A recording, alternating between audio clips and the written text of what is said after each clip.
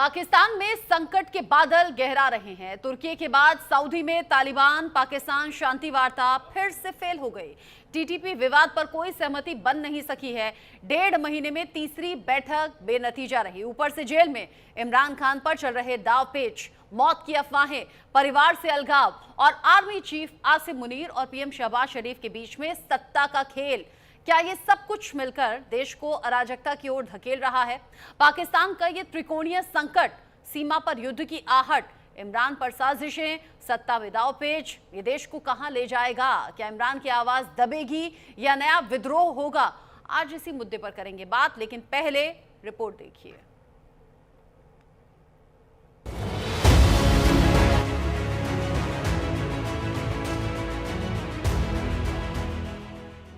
Saudi अरब की राजधानी Riyadh में तालिबान और पाकिस्तान के बीच मध्यस्थता वाली तीसरी बैठक बिना किसी ब्रेक थ्रू के खत्म हो गई। पाकिस्तान का आरोप है कि अफगान तालिबान टीटीपी को शरण दे रहे हैं, जिससे सीमा पर हमले बढ़े हैं। सऊदी ने ट्रेड रिज्यूम का प्रस्ताव दिया, लेकिन इस्लामाबाद ने साफ मना कर दिया। अक्टूबर के दोहा सीज फायर के बाद इस्तांबुल और अब रियाद, 3 नाकाम कोशिशें। तालिबान ने पाकिस्तानी खुफिया एजेंसी पर तनाव बढ़ाने का भी इल्जाम लगाया। विशेषज्ञ चेतावनी दे रहे हैं कि यह नई जंग का इशारा हो सकता है। तुर्की के बाद सऊदी में तालिबान पाकिस्तान समझौता फेल। टीटीपी विवाद का कोई रास्ता अब तक साफ नहीं। रियाद में पाकिस्तान को मिली तीसरी नाकामी। शांति की आखिरी उम्मीद भी टूटी। सीमा पर आग लगी हो तो घर में इमरान खान का क्या ही हाल होगा? सत्ता की सबसे बड़ी चिंता यही है। उधर जेल में बंद पूर्व पीएम इमरान खान और अब सत्ता के दांव पेच तेज हो गए हैं। 47 दिनों से कोई प्रूफ ऑफ लाइफ नहीं है। आखिरी सोशल मीडिया पोस्ट 5 नवंबर का है, जिसमें उन्होंने आसिम मुनीर को इतिहास का सबसे क्रूर तानाशाह कहा। परिवार की मुलाकातें ब्लॉक कर दी गई हैं। बहनें घंटों जेल के बाहर इंतजार करती रहीं, लेकिन कोर्ट ऑर्डर के बावजूद अनुमति नहीं मिली। मौत की अफवाहें सोशल मीडिया पर वायरल हो रही हैं, लेकिन पारदर्शिता का अभाव है। पीटीआई ने सरकार से नेगोशिएशन से हाथ खींच लिया। जुडिशियल कमीशन और राजनीतिक कैदियों की रिहाई की मांगें पूरी नहीं होने पर इमरान की लोकप्रियता सत्ता के लिए खतरा बनी हुई है। क्या ये आसिम लॉ का नया चैप्टर है? 47 दिन कोई जिंदगी का सबूत नहीं। 5 नवंबर को आखिरी social media post. Imran Taliban Munir त्रिकोणीय संकट, पाकिस्तान की सत्ता की आखिरी जंग। इमरान का संघर्ष तो जारी है, लेकिन सत्ता का असली खेल मुनीर शहबाज के बीच चल रहा है। आर्मी चीफ आसिम मुनीर को चीफ ऑफ डिफेंस फोर्सेस बनाने का नोटिफिकेशन अब तक फाइनल नहीं किया गया। 29 नवंबर को उनका 3 साल का टर्म खत्म हो गया, लेकिन पीएम शहबाज शरीफ गायब। एक्सपर्ट्स का कहना है कि शहबाज जानबूझकर टाल रहे हैं, ताकि मुनीर की पावर ग्रैब की जिम्मेदारी ना लेनी पड़े। 27वें संशोधन से मुनीर को 5 साल एक्सटेंशन, लाइफ टाइम इम्यूनिटी और प्रेसिडेंट जैसी ताकत दी गई। 2 सुप्रीम कोर्ट जज रिजाइन कर चुके हैं। विपक्ष ने संसद से वॉकआउट कर दिया। इमरान के सहयोगी कहते हैं आसिम ला चल रहा है। शहबाज और जरदारी कठपुतलियां हैं। फिलहाल स्थिति पूरी तरह अनिश्चित बनी हुई है। विशेषज्ञों का कहना है कि सऊदी अरब, तुर्की और कतर की मध्यस्थता भविष्य में महत्वपूर्ण भूमिका निभा सकती है। विशेषज्ञों का कहना है कि सऊदी अरब, तुर्की और कतर की मध्यस्थता भविष्य में भी महत्वपूर्ण भूमिका निभा सकती है। हालांकि दोनों पक्षों की मौजूदा कठोर स्थिति को देखते हुए निकट भविष्य में किसी भी बड़े समझौते की उम्मीद कम ही दिखाई देती है। तालिबान ने सऊदी बैठक पर आधिकारिक बयान जारी नहीं किया, जिससे अटकलें और बढ़ गई। न्यूज इंडिया से दीपक द्विवेदी की रिपोर्ट। पाकिस्तान में जो उथल पुथल मची है, उसका क्या असर आगे भविष्य में मुल्क पर पड़ेगा? इस पर बात करने के लिए मेरे साथ में खास मेहमान जुड़ गए हैं। Lieutenant colonel retired Himanshi Singh मेरे साथ में जुड़ गए हैं डिफेंस एक्सपर्ट के तौर पर। निपुण आलम बयान मेरे साथ में जुड़ गए हैं विदेश मामलों के जानकार के तौर पर। आप दोनों का ही न्यूज इंडिया पर बहुत बहुत स्वागत।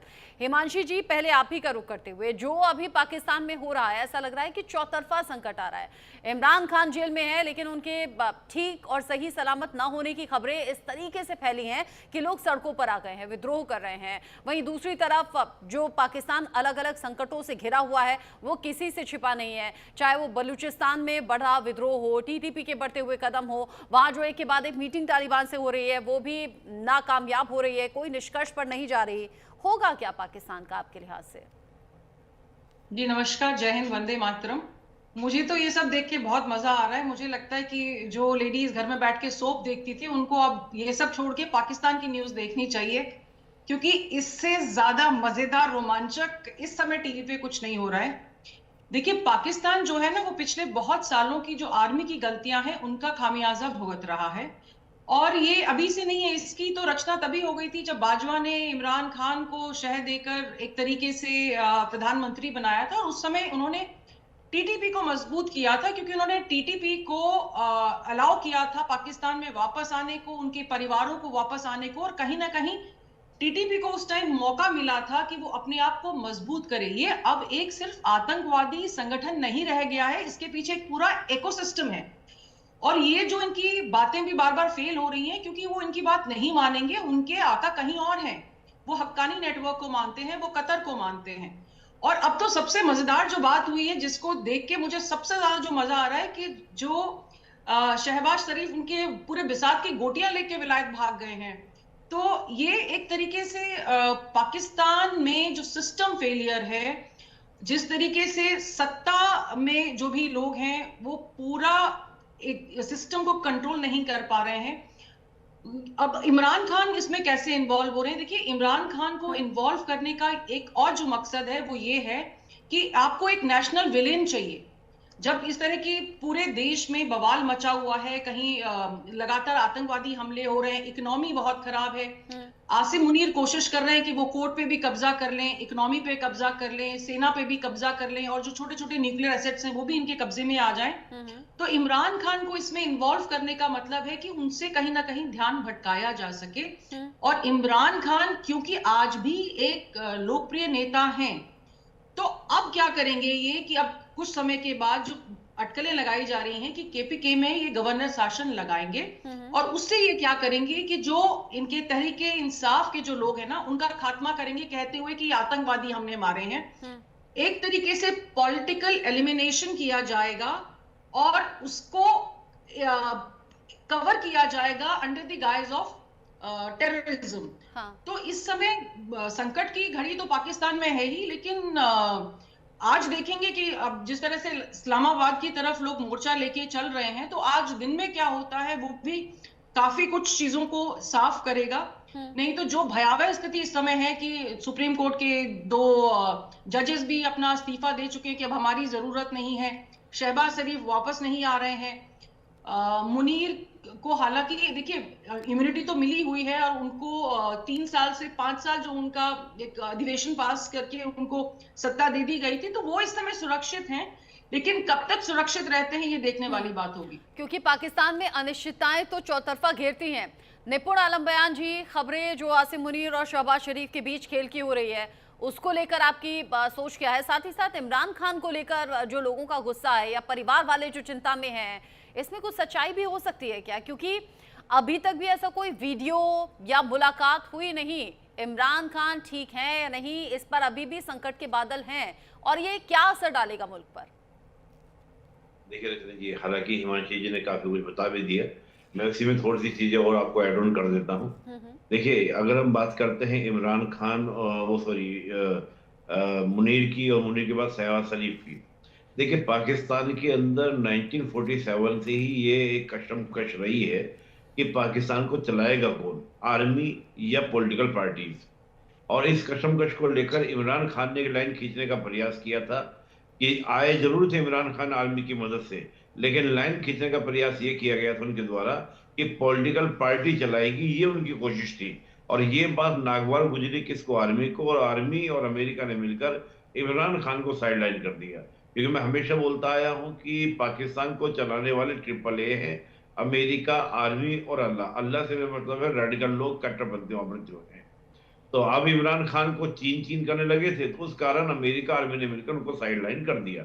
अब आए आपके शहबाज शरीफ।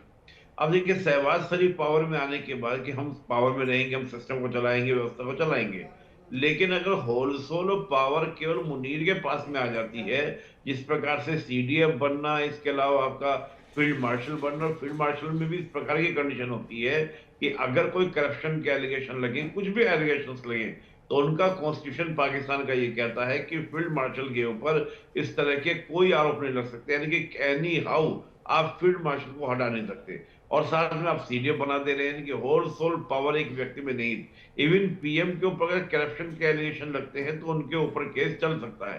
तो यानी कि पूरी पावर का सेंटर जो है एक जगह हो जाएगा। इसी को कहा जाता है तानाशाही, जो हमने देखा था यहाँ पर जर्मनी में कि जब हिटलर ने संविधान संशोधन करके सारी पावर अपने पास में ले ली थी। अब बात यहाँ पर ये हो रही है कि जो पॉलिटिकल पार्टीज हैं, चाहे वो शहबाज शरीफ हो या अदर और पार्टीज हो, उनमें कशमकश चल रही है कि अगर इतनी सारी पावर दे दी जाती है तो ऐसा ना हो कल को हम सबको ऊपर भी किसी तरह का कोई डंडा या हमको कोई ना कोई नियंत्रण करने का प्रयास किया जाए। तो शहबाज शरीफ इसी को लेकर लंदन गए हैं, किसके पास में, नवाज शरीफ के पास है। मुझे ऐसा लगता है कि भैया बताओ आगे क्या करना है।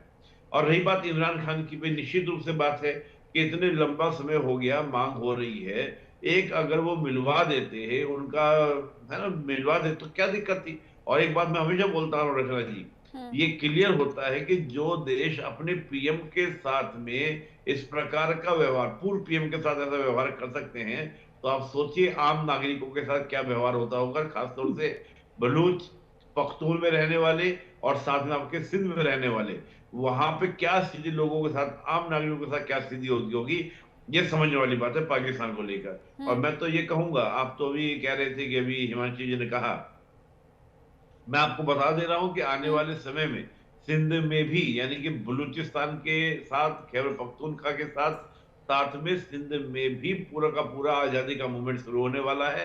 आप देखिएगा मई जून तक आते आते, मतलब मई तक आते आते ही आपको खबरें आने लगेगी कि सिंध के लोगों ने वहां प्रोटेस्ट करने स्टार्ट कर दिए हैं, क्योंकि पंजाब ये कह रहा है कि हम सिंध को पानी नहीं देंगे और ऑलरेडी हम इंडस का पानी कम कर देंगे, तो वैसे ही सिंध के लोग प्यासे मरेंगे और सिंध का जो भविष्य है वो भारत के साथ में, ऐसा ही कुछ हमारे रक्षा मंत्री राजनाथ सिंह जी ने भी कहा था कि सिंध सभ्यतागत रूप से, ऐतिहासिक रूप से, भौगोलिक रूप से हमसे जुड़ा है, तो वो हमको वापस मिलना चाहिए। तो पाकिस्तान की जो आज स्थिति है, और यहाँ पर जो पूरा का पूरा जो मुनीर को होलसेल पावर देने की जो बातें हो रही हैं, वो भी इसलिए हो रही है कि ताकि किसी भी स्थिति में जब भारत के साथ में टकराव हो तो एक व्यक्ति ही डिसीजन लेने में सक्षम हो, ऐसा ना हो कि निर्णय उलझे रहे, निर्णय हो ना पाए। तो ये जो ताकत बढ़ाने का प्रयास, और अमेरिका भी कहीं ना कहीं मुनीर की इस ताकत को मिलने से खुश है। रीजन क्या है, देखिए अमेरिका को चाहिए पाकिस्तान की आर्मी, और पाकिस्तान की आर्मी वो है जो हमेशा अमेरिका के लिए अपना खून बहाने के लिए तैयार रहेगी, क्योंकि अमेरिका के द्वारा ही आप जानते हैं मुनीर सारे के सारे जो रेयर अर्थ मिनरल्स हैं वो लेकर पहुंच गए। इसके अलावा अपने नए नए पोर्ट को, नई नई जगह को देने को, बेचने को तैयार है अमेरिका को। और अमेरिका चाहता है कि पाकिस्तान के माध्यम से ईरान के ऊपर क्या करें, जंग करें, ईरान को कंट्रोल करें और अफगानिस्तान के ऊपर नियंत्रण करें। तो बहुत बड़ी एक विशाल बिछाने का प्रयास है, लेकिन देखते हैं पाकिस्तान का अभी जो आप अभी बता रहे हैं, पाकिस्तान में जो अभी हो रहा है, आपको क्या लग रहा है ये सब कुछ मुनीर के कहने पर और मुनीर के हाथों में हो रहा है? नहीं, मुनीर के तो पूरा कंट्रोल देने का ही प्रयास हो रहा है कि मुनीर को पूरा कंट्रोल होगा। देखिए अमेरिका नहीं चाहता कि वहां पे डेमोक्रेसी पनपे, दिखाने को चेहरा हो। शहबाज शरीफ कोई बहुत बड़ा चेहरा नहीं है अमेरिका पाकिस्तान के अंदर। अगर आप शहबाज शरीफ को खड़ा करें, इमरान खान को खड़े, लोकप्रिय नेता तो जेल के अंदर है, और शहबाज शरीफ को खड़ा करें लोग पसंद ही नहीं करेंगे, 10 लोग इकट्ठे ना हो शहबाज शरीफ के नाम से। तो बात यह कि इन्होंने तरीका तो अपनाया था, लेकिन उस तरीके में भी क्या हो रहा है कि जिस तरह की पावर अमेरिका चाहता है पाकिस्तान की आर्मी के ऊपर, वो कंट्रोल नहीं मिल पा रहा है। तो मुनीर तो क्या है, कैप्टन ऑफ द अमेरिका। जब भी तो आपको याद होगा डोनाल्ड ट्रंप ने तो कई बार कहा भी है कि कहा है मेरा प्यारा फील्ड मार्शल, ये तक के शब्द डोनाल्ड ट्रंप। अब डोनाल्ड ट्रंप क्यों कह रहा है कि मेरा फील्ड मार्शल, क्या ये पाकिस्तान के हैं या अमेरिका के हैं? तो बहुत सारे, मैं बात बोलता हूँ अंतरराष्ट्रीय पॉलिटिक्स में बहुत सारी बातें कही नहीं जाती, वो इन बातों से ही समझी जाती हैं। तो मैं ये मान के चल रहा हूँ कि पूरी पावर, और देखिए इंटरनेशनल पॉलिटिक्स या विदेशी जो पावर्स हैं उनका हमेशा इन्वॉल्वमेंट रहा है पाकिस्तान के अंदर, चाहे वो अमेरिका हो, चाहे चीन हो, चाहे सऊदी हो, इन देशों की ही कठपुतली पाकिस्तान रहा है। तो मुझे लगता है कि सारा गेम उसी तरह से लेकर हम देखेंगे जी। अब जिस तरीके से जो उम्मीद जो पाकिस्तान में आम लोग, जो आवाम है, उम्मीद लगाए बैठी थी कभी तो शांति होगी, कभी तो चीजें स्टेबल होंगी। हिमांशु सिंह जी, क्या ये अब दूर का सपना है, और क्या ये ऐसा सपना है जो कभी सच नहीं होने वाला? रचना जी, जब आप बारूद के ढेर पे बैठे हो ना, तो आपको शांति की बात सोचनी भी नहीं चाहिए। पाकिस्तान ने इतने समय तक, देखिए, तालिबान को शरण दी और 40 साल लगभग हो गए हैं, और इनको लगता था कि वो उनकी स्ट्रेटेजिक डेप्थ है। पिछले 10 साल में उन्होंने दिखा दिया है कि वो क्या चीज है, और इनको लगता था कि अगर तालिबान आएगी तो हमारे बड़े अच्छे मजबूत रिश्ते होंगे। अब तो इनको घर में घुस के टीटीपी जो है मार रही है और बात करने को राजी नहीं है। देखिए, जब इनकी बातचीत होती है किसी भी चीज को लेके, वो नहीं मान रहे हैं। तो इनके यहाँ हालात मुझे नहीं लगता है किसी भी सूरत में नॉर्मल होंगे। और अब तो देखिए पाकिस्तान की आर्मी ने अपना बजट, डिफेंस बजट लगभग 20% बढ़ा दिया है इस बात को लेके कि भाई हमें भारत से भी खतरा है और हमें अफगानिस्तान से भी खतरा है। अफगानिस्तान से जो पिछले कुछ 40-50 दिन से जो इनका माहौल खराबी शुरू हुई है, इन्होंने बॉर्डर बंद कर दिया। अब बॉर्डर बंद करने से किस पे इफेक्ट आया है? जो वहां के लोग हैं जो व्यापार करते थे, अब उनको कोल चाहिए सीमेंट वगैरह बनाने के लिए। ये अफगानिस्तान को सीमेंट देते थे, उनको दवाइयां देते थे, चाहे भारत से इंपोर्ट करके देते थे, जहां से भी देते थे।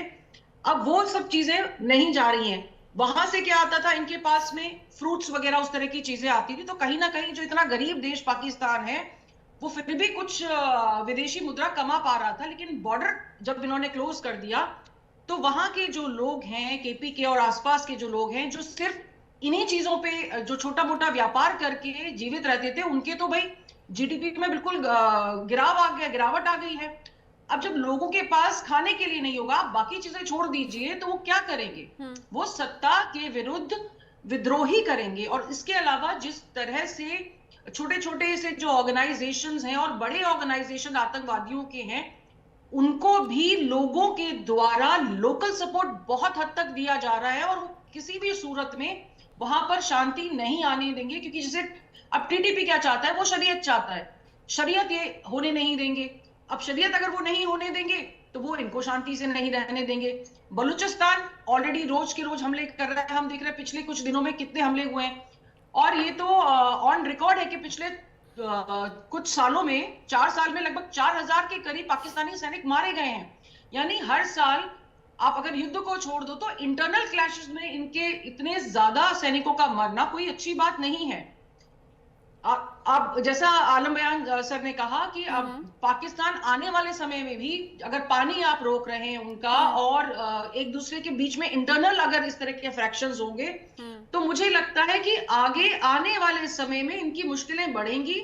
मुनीर के लिए एक और जो खतरे की बात वो ये है कि पाकिस्तान में जो भी तानाशाह होता है ना, वो अपनी नेचुरल डेथ कभी नहीं मरा है। आप देखिएगा, चाहे वो उनका प्राइम मिनिस्टर हो, चाहे वो इनका कोई भी फौजी जनरल रहा हो, जिसने पूरी सत्ता को अपने हाथ में लिया है, वो किसी ना किसी कारण से उसको या तो खत्म कर दिया गया है, किसी ने गोली मार दी है, किसी ने फांसी दे दी है, कुछ और ना ये कुछ। तो पाकिस्तान का इतिहास रहा है। लेकिन आज के टाइम में जब एक के बाद एक, कभी सऊदी, कभी तुर्की में ये जो शांति वार्ता हो रही है और विफल हो जा रही है, निपुण आलम बयान जी, ये बार बार इस शांति वार्ता का विफल होना क्या दिखाता है? क्या टीटीपी अब नहीं रुकेगा? क्या पाकिस्तान के लिए मुश्किलें आगे आने वाले टाइम में और ज्यादा बढ़ने वाली हैं? देखिए, टीटीपी का रुकना तो पॉसिबल है ही नहीं, पाकिस्तान कितना भी ट्राई कर ले।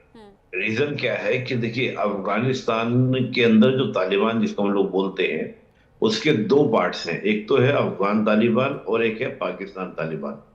और जब से तालिबान ने सत्ता कब्जाई है अफगानिस्तान के अंदर, तो जो पाकिस्तान वाला तालिबान है, जो खैबर पख्तूनख्वा में, जिसको हम टीटीपी के नाम से जानते हैं, जो एक्टिव है, उसके अंदर तो और ज्यादा एनर्जी आ गई है कि जब अफगानिस्तान को आजाद करवा सकता है सुपर पावर से, अमेरिका से, तालिबान, तो हम क्यों नहीं, और हम क्यों कंट्रोल नहीं करेंगे। और दूसरी बात क्या है कि अफगानिस्तान के साथ जिस प्रकार के संबंधों को खराब किया खुद पाकिस्तान के द्वारा, तो अफगानिस्तान के साथ संबंधों खराब करने का परिणाम ये है कि आप देखिए रचना जी, अफगानिस्तान एक ऐसा देश है जो पाकिस्तान के अस्तित्व को स्वीकार ही नहीं करता।